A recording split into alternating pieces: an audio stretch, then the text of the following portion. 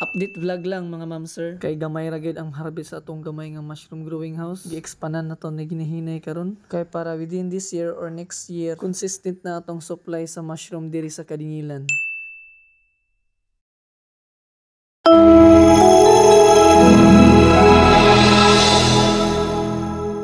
Sa wala pa makaila sa tua, ako ditong gapamaligya og fresh oyster mushroom diri sa Kadingilan. Tungod kay walay supply sa mushroom ang atong lugar. Ug aduna pud kitay mga available resources ug unsaon pagpatubo sa mushroom. Maong akong gi-apply akong nangatun-an diri sa atong lugar karon. Ug mao ni atong karaan nga growing house. Sa kilid ani niya dira nato itukod ang bag-ong growing house kanang nay mga Madre de Agua. Ug giubanan na dito sa atong pader kay para mamalit na aning mga materyales sa atong himuon nga bag-o nga growing house. Ug gipa-deliver na dai nato diri sa balay. Sakto gyud ko sa kong vision sa una nga puhon nga mga langkat gyud ni mga Madre de Agua. Kay para sa usa ka rason makapatukod og bag-ong growing house ug ma-increase ang production.